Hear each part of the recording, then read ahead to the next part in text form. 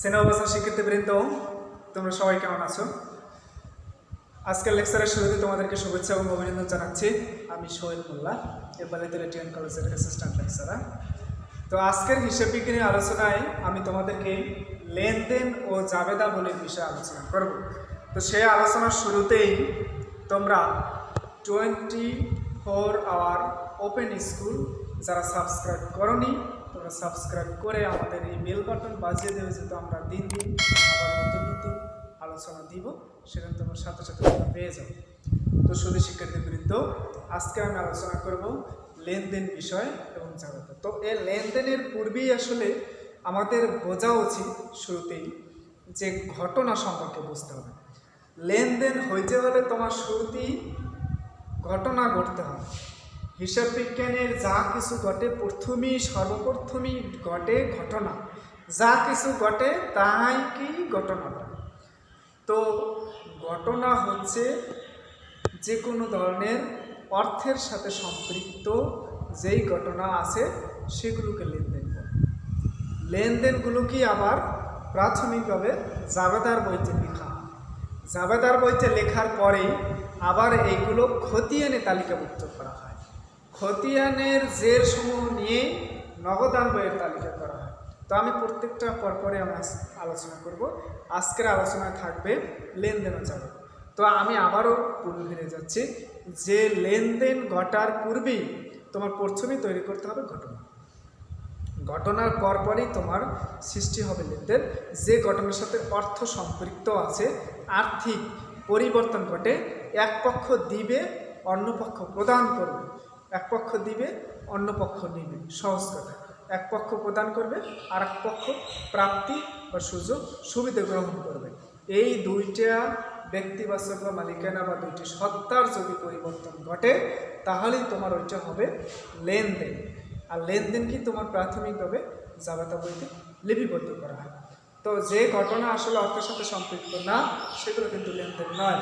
যেমন 5,000 টাকার ফরমাইশ প্রণয়ন করা হয়, প্রস্তুত করা হয়, এটার মধ্যে আসলে প্রস্তুত করা হয়েছে, এটা আসলে লেনদেনের আর্থিক কোনো পরিবর্তন ঘটেনি। যেমন জনাব ইসমাইল বা জনাব করিম সাহেব বা জনাব রফিক সাহেব 5,000 টাকার স্বর্ণ গহনা তার বউয়ের জন্য ক্রয় করে আনছে। এখানে কিন্তু অর্থের পরিবর্তন ঘটেছে, ক্রয় করে আনছে। কিন্তু স্ত্রীর গহনা অন্যভাবে যদি সংগ্রহ করা হয় সেটা আসলে শুধুমাত্র ঘটনাই, এখানে আর্থিক কোনো লেনদেনের পরিবর্তন ঘটে না। তো এইখানে আমি প্রথমে তোমাদেরকে নিয়ে যাব লেনদেন এবং জাবেদাবলী কীভাবে নির্ণয় করা হয়। তো প্রথমেই ঘটনাগুলোকে বা লেনদেনগুলোকে তোমার প্রথমে 5টা এন্ট্রির মধ্যে তোমাকে সূত্রবলীর মধ্যে ফেলাতে হবে। তো এই সূত্রবলী আমি আসলে তোমাদের পেজ দিয়ে দেব, সেখানে আমার সারিবদ্ধভাবে তৈরি করা সেই পেজ আছে, সেই পেজে তোমাদেরকে নিয়ে যাচ্ছি। শিক্ষার্থীবৃন্দ, তোমরা এখানে দেখতে পাচ্ছ লেনদেন ও জাবেদার একটা চ্যাপ্টার দেওয়া আছে। এখানে এই 5টা হচ্ছে মেন সূত্র। এই ডেবিট ক্রেডিট নির্ণয় করা যায় বিভিন্ন সূত্রগুলির মাধ্যমে। আধুনিক আছে, প্রাচীন আছে। তো আমরা আসলে আমাদের কতিপয় কিছু কিছু টিচাররা যেভাবে তৈরি করে, যেভাবে স্টুডেন্টরা সহজে শিখতে পারে, সেই নিয়ম অনুযায়ী আমি এখানে আলোচনা করতেছি। তোমরা দেখতে পাচ্ছ লেনদেন ও জাবেদার মধ্যে প্রাথমিক 5টা এন্ট্রি আছে: ব্যয়, সম্পদ, আয়, দায়, মালিকানা সম্পদ। এগুলোকে তোমাকে চিনতে হবে। তো এই ব্যয় কে কোন এন্ট্রিগুলোকে ব্যয় বলা হয় সেটা তোমার জানতে হলে তোমার শীট দেখতে হবে। আমি আসলে ব্যয় হিসাব বিজ্ঞানের টোটাল ব্যয়ের মধ্যে কী এন্ট্রিগুলো আছে আমি সেই শীটে তালিকাবদ্ধভাবে বা সারিবদ্ধভাবে সাজিয়েছি, সেটাও আমি তোমাদেরকে দিব। তবে আগে বোঝার চেষ্টা করো ব্যয় কি। ব্যয় হচ্ছে যে কোনো একটা প্রতিষ্ঠানে তোমার শুরুতেই যদি কোনো কিছু ক্রয় করে ব্যবসা শুরু না করা হয় তাহলে কিন্তু তোমার ব্যবসা হচ্ছে না। তো প্রাথমিক যেগুলো তোমার ব্যয় হচ্ছে সেগুলোকে হয়তো মূলধন বলে, কিন্তু সব কিছু তোমার ব্যয় করতে হয়। একটা প্রতিষ্ঠানে প্রথমে ব্যয় করতে হয়, ব্যয়ের পরপরে মুনাফা বৃদ্ধির মাধ্যমে তোমার আয় হয়। তো এটাকে বলা হয় ব্যয়। এবং সম্পদ, প্রতিষ্ঠানের স্থায়ী অস্থায়ী কিছু কিছু জিনিস আছে যেগুলো প্রতিষ্ঠানে নিম্নোক্ত 1 বছরের মেয়াদ থাকে, তাকে সম্পদ বলা হয়। সম্পদের মধ্যে অনেকগুলো আছে, স্থায়ী সম্পদ, অস্পর্শনীয় সম্পদ, এরকম। তো অনেক এন্ট্রিগুলো আছে, আমি সেগুলো তোমাদেরকে দেখাবো। এরপর আছে আয়। প্রতিষ্ঠানে কোনো কিছু ক্রয় করার পর যদি বেশি মূল্যে বিক্রয় করা হয় সেইগুলোকে যে মুনাফা হয় সেটা এক ধরনের আয়। এরপর দায়। তোমার কোম্পানির কাছে যদি অন্য কোনো ব্যক্তি বা তোমার প্রতিষ্ঠান অন্য কারো কাছে পাওনাদার থাকে, দেনাদার বা পাওনাদারের কারণেই এই দায়ের সৃষ্টি হয়। এরপর আছে তোমার মালিকানা সত্ত্ব। মালিকানা সত্ত্ব হচ্ছে কোম্পানির সাথে সম্পৃক্ত মালিকানার বা কোম্পানি নিজে বা প্রতিষ্ঠান নিজে যে এন্ট্রিগুলোর সাথে সম্পৃক্ত তাকে বলা হয় মালিকানা সত্ত্ব। তোমার প্রথমেই একটা জিনিস মনে রাখবা, ব্যয় ও সম্পদ বাড়লে হয় ডেবিট, কমলে হয় ক্রেডিট, এবং আয় ব্যয় মালিকানা সত্ত্ব বাড়লে হয় ক্রেডিট, কমলে হয় ডেবিট, এটার বিপরীত। তো এই দুটো মনে রাখলেই হয়, সম্পদ এবং ব্যয় বাড়লে ডেবিট, ব্যয় এবং সম্পদ বাড়লে ডেবিট, আয় ব্যয় মালিকানা সত্ত্ব বাড়লে ক্রেডিট। একটা যদি নির্ণয় করা হয় তো অন্যটা নির্ণয় করা যাবে। তোমার প্রত্যেকটা জাবেদার মধ্যে শুধুমাত্র দুইটা পক্ষ থাকবে, একটা হচ্ছে ডেবিট আর একটা হচ্ছে ক্রেডিট। তো তোমার ব্যয় এবং সম্পদ কীভাবে নির্ণয় করবো সেইটুকুলো আমি তোমার দেখাচ্ছি। প্রথমেই দেখো তোমার নিচে দুটো লেখা আছে পণ্য ক্রয় করা, আমি টাকা লিখে নিই, টাকা যেভাবে তোমরা বুঝে নিতে পারো। তো পণ্য ক্রয় করা হয়, পণ্য ক্রয়কারী কীভাবে? প্রতিষ্ঠান তার নিজের ব্যবসায় পরিসর বৃদ্ধির জন্য যে এন্ট্রিগুলো লেখা হয় বা যে মালামালগুলো সংগ্রহ করা হয়, প্রাথমিক যে মূলধনগুলো সেটা একটা ব্যয়, পণ্য ক্রয় করা হয়। তো এখানে ক্রয় হচ্ছে এক ধরনের ব্যয় এবং পণ্য ক্রয় করছে সেটা নগদ। পণ্য যদি কোনো কিছু ক্রয় করে সেটা বাকিতে যদি করে সেটা উল্লেখ থাকবে, কিন্তু এখানে নগদে ক্রয় করা হয়েছে। এ কারণে এখানে তোমার দুটো এন্ট্রি আসবে, একটা এন্ট্রি আসবে ক্রয় আর একটা এন্ট্রি আসবে নগদান হিসাব। তাহলে ক্রয় হচ্ছে ব্যয় আর নগদান হিসাব হচ্ছে সম্পদ। তাহলে তুমি কীভাবে নির্ণয় করবো? ক্রয় যেহেতু করছে তাহলে টাকা তোমার ব্যয় বৃদ্ধি পাইছে, তো ব্যয় বাড়লে হয় ডেবিট, তোমার এই এন্ট্রিটা হবে ক্রয় হিসাব হবে ডেবিট। এভাবে লিখবো,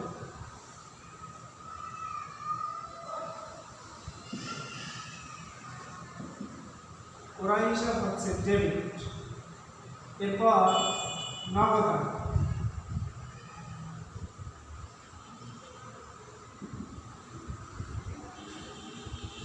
নগদান হিসাব হবে ক্রেডিট। নগদান হিসাব ক্রেডিট হওয়ার কারণ কি? নগদান হিসাব হচ্ছে এক ধরনের সম্পদ। এই সম্পদ কিন্তু কনসেপ্ট, কারণ তোমার নগদ থেকে নিজ মালিকের নিজ থেকে টাকা চলে গিয়েছে, অর্থের একটা সত্তা ঘটেছে, এটাকে নগদ হিসাব বলা। তোমার আসলে এই জাবেদা করার জন্য তোমাকে একটা ছক দেখাবো, আমি তোমাদের অঙ্ক করার সময় তোমাদের ছকটা দেখিয়ে দেবো। তো জাবেদার ছক হচ্ছে 5 ধরনের, এটাকে মোট বিস্তারিত ব্যাখ্যা করে বোঝানোর চেষ্টা করতেছি। তো তোমার এই জাবেদা পাওয়ার জন্য প্রথম তোমার এই সূত্রগুলিগুলো আলোচনা করতে হবে, যেমন ব্যয়, সম্পদ, আয়, দায়, মালিকানা সম্পদ, এগুলো। এরপর দেখো তোমরা ঋণের পণ্য বিক্রয় করা, কীভাবে পণ্য বিক্রয় করা? পণ্য ক্রয় করার জাবেদা হচ্ছে ক্রয় হিসাবে নগদ হিসাবে। তাহলে এখানে তোমার দুটো এন্ট্রি তৈরি হয়েছে। এখানে কি কি এন্ট্রি তৈরি হয়েছে? পণ্য বিক্রয় করার নগদে, এখানে কিন্তু বাকি উল্লেখ নেই। তাহলে তোমার কি টাকাটা সৃষ্টি হয়েছে? একটা এন্ট্রি সৃষ্টি হয়েছে বিক্রয় হিসাব আর একটা এন্ট্রি সৃষ্টি হয়েছে নগদ হিসাব। আমি লিখে দেব, প্রথম সৃষ্টি হয়েছে নগদান হিসাব,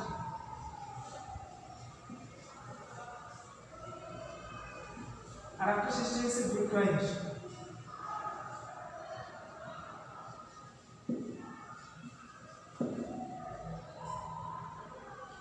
এখন এটা তো অটোমেটিকই চলে আসে, ক্রয় হিসাব যদি ডেবিট হয় বিক্রয় হিসাব হবে ক্রেডিট, আর নগদান হিসাব বিক্রয় যদি ক্রেডিট হয় তো নগদান হিসাব অটোমেটিক ডেবিট হবে। কিন্তু নিয়মাবলীর মধ্যে আসতে হবে, নগদান হিসাব হচ্ছে এক ধরনের সম্পদ, বিক্রয় হিসাব হচ্ছে এক ধরনের আয়, বিক্রয় করলে আয় বাড়ে। তো আমার এটাকে বলা হচ্ছে আয় যদি বাড়ে তাহলে হয় ক্রেডিট, বিক্রয় হয়ে যাবে ক্রেডিট, আর তাহলে তোমার ডেবিট অটোমেটিক নগদান হিসাব চলে আসছে।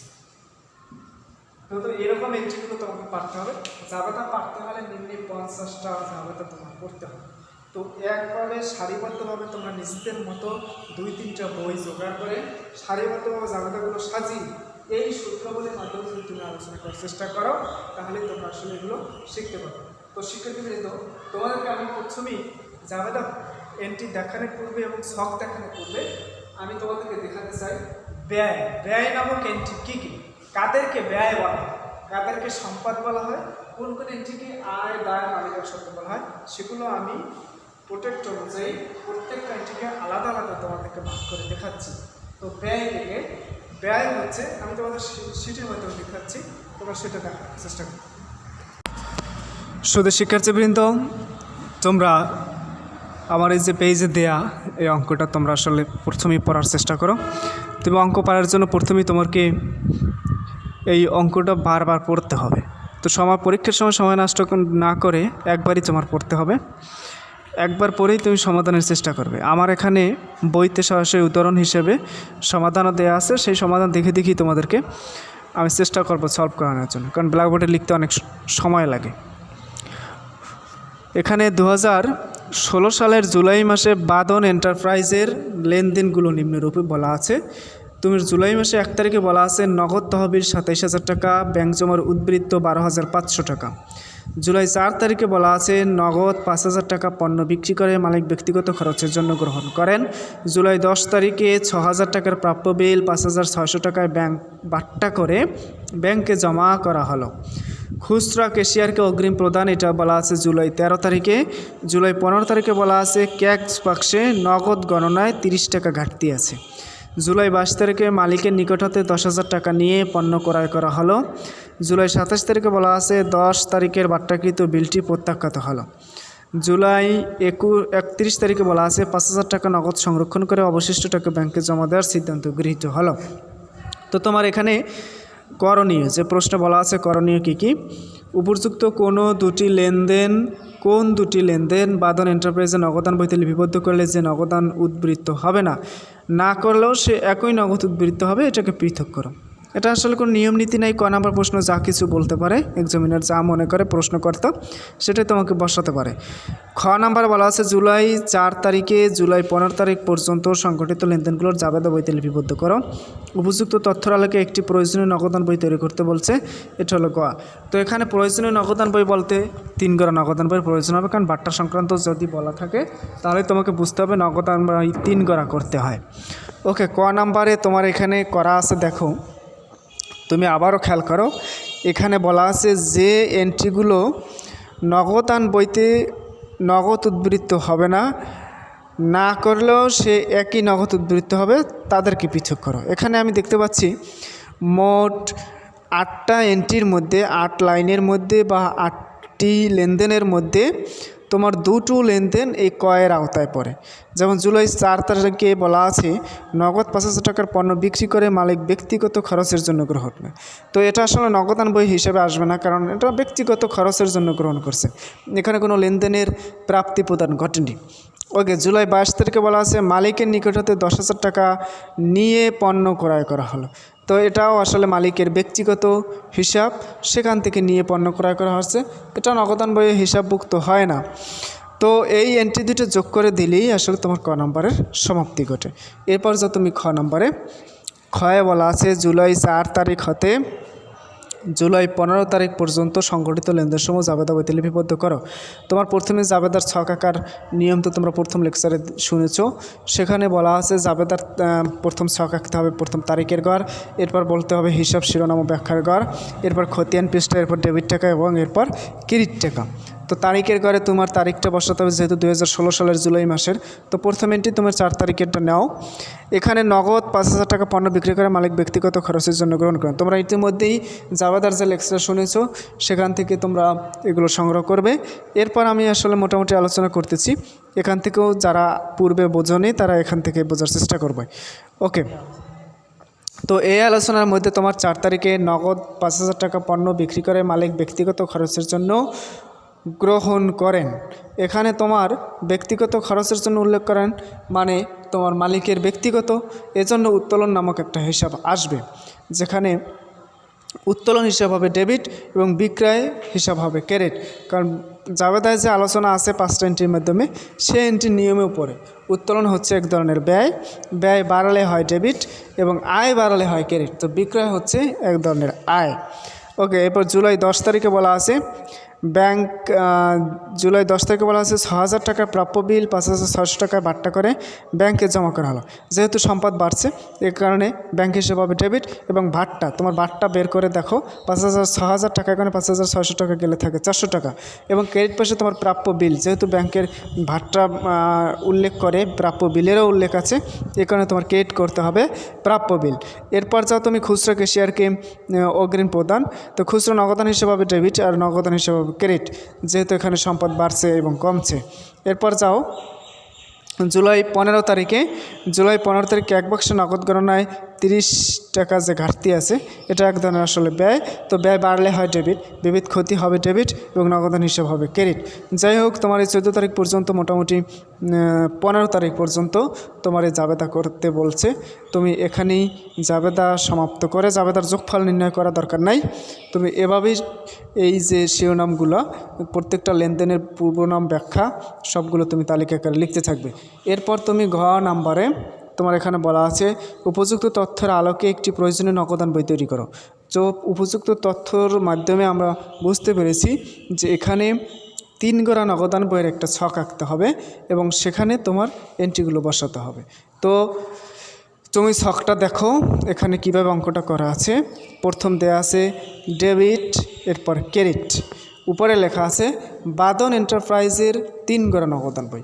এরপর দেখো আমি যেভাবে ছকটা বলছিলাম পূর্বে, তারিখের ঘর দেওয়া আছে, বিবরণের ঘর দেওয়া আছে, এরপর রসিদ নাম্বার, এরপর খতিয়ান পৃষ্ঠা, এরপর আছে টাকা, টাকার ভিতরে 3টে টাকা বসাতে হবে তোমার নগদের এবং ব্যাংকের এবং ভাট্টার। আবারও সেই একই রকম, কিন্তু একটু পার্থক্য আছে। রসিদ নাম্বারের যে ঘরে রসিদ, ডেবিট পাশে যে রসিদ নাম্বার, সেখানে ক্রেডিট পাশে শুধু একটাই চেঞ্জ হবে, রসিদ নাম্বারের ঘরের পরিবর্তে বসবে ভাউচার নাম্বার। আচ্ছা, প্রথমেই তোমার অঙ্কটার দিকে খেয়াল করো যে নগদ তহবিল 27,000 টাকা এবং ব্যাংক জমার উদ্বৃত্ত এত টাকা। তোমার প্রথমে আমি বলেছি ব্যালেন্স বিডি লিখতে হবে। নগদান বইয়ের 27,000 টাকা, ব্যাংকের ঘরে 12,500 টাকা দিয়ে তোমার ব্যালেন্স বিডি তুমি প্রথম এন্ট্রি উল্লেখ করবা। এরপর যাও তোমার 4 তারিখে বলা আছে নগদ 5,000 টাকা বিক্রি করে মালিক ব্যক্তিগত খরচ গ্রহণ করেন। তো ব্যক্তিগত খরচ গ্রহণ করার পূর্বেই তোমার ডেবিট পাশে আসতে হবে।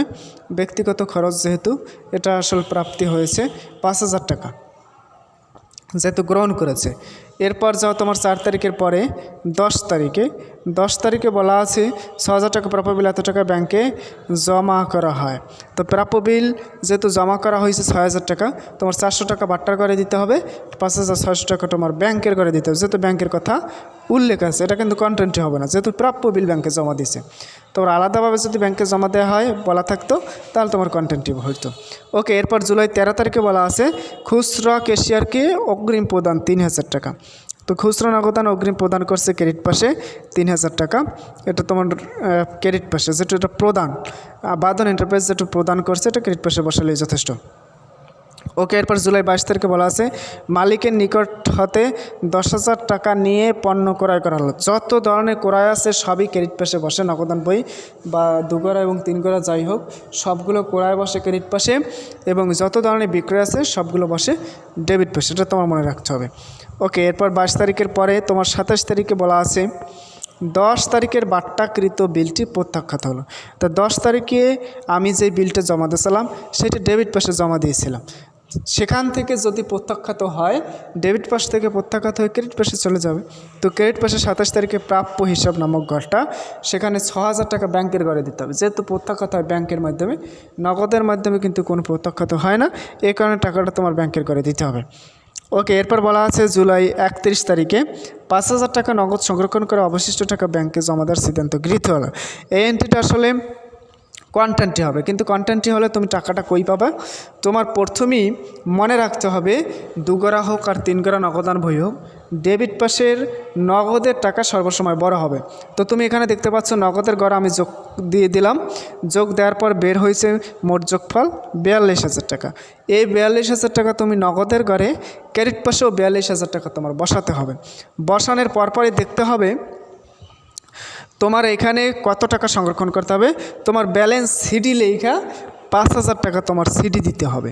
তো এই 5,000 টাকা সিডি দেওয়ার পরেই বাকি যে টাকা থাকে এইগুলো তোমার 42,000 টাকা থেকে বিয়োগ করতে হবে। তো 42,000 টাকা থেকে এই 5,000, 10,000, 30 টাকা, 3,000 এবং 5,000 এই টাকা যোগ করার পর তোমার ঘাটতি থাকে 18,970 টাকা। এটাকে তোমার কন্টেন্টই করতে হবে। যেহেতু বলা আছে ব্যাংকে জমা দেওয়ার সিদ্ধান্ত গৃহীত হলো, তো ব্যাংকে জমা দেওয়ার সিদ্ধান্ত যদি গ্রহণ করা হয় তাহলে তোমার এটা কন্টেন্টই হয়। তো তোমার এটা কন্টেন্টই লিখতে প্রথমেই আমি বলেছি জাবেদা কীরকম হয়, ব্যাংক হিসাব ডেবিট, নগদান হিসাব ক্রেডিট, এটা তোমার কন্টেন্টই হইতে নগদান হিসাব ডেবিট এবং সি লিখতে হবে। এই সি তুমি বাংলায় লিখতে পারো, ইংলিশেও সি লিখতে পারো, কোনো সমস্যা নাই, কিন্তু টাকা বসবে বিপরীত পাশে ব্যাংকের ঘরে। নগদান হিসাবের টাকা বসবে ব্যাংকের ঘরে, আবার ব্যাংক হিসাবের টাকা বসবে নগদের ঘরে। তো এভাবে তুমি এরপর যোগ করলা, ব্যালেন্স সিটি বের হইবে। এরপর তুমি ব্যাংকের পাশ তুমি সম্পূর্ণ যোগ করো। এখানে ব্যাংকের ডেবিট পাশের ব্যাংকের কলামের টাকা হচ্ছে যোগ করার পর 37,070 টাকা। এই একই টাকা তোমার ক্রেডিট পাশে বসাতে হবে। বসানোর পরপরই তোমার ইতিমধ্যেই তুমি 6,000 টাকা বসিয়েছো। তো 37,000 টাকা থেকে 6,000 টাকা বিয়োগ করার পর থাকে 31,070 টাকা। এটাকে তোমার ব্যালেন্স সিটি হিসেবে গণ্য করতে হবে। তো লাস্টে তোমার হিসাব সমাপ্ত করতে হয় এভাবে। এটা হচ্ছে জুলাই মাসের হিসাব। তোমার এখানে যে সিডিটা হয়েছে এই সিডিটা তোমার পরের মাসে ব্যালেন্স বিটি দেখাইয়া একবারে সম্পূর্ণ শেষে ব্যালেন্স বিটি নামক একটা ঘর লিখতে হবে। সেখানে নগদের ঘরে 5,000 টাকা এবং ব্যাংকের ঘরে 31,070 টাকা লিখে তোমার এই অঙ্ক সমাপ্ত করতে হবে। এই অঙ্ক তোমার হয়েছে কি না এটা বোঝা খুবই দুরূহ, কারণ দুই পাশ মিলে না। তো তোমার এর উপরেই তোমার ভিত্তি করে তোমার ব্যালেন্স সিটি লিখতে হবে।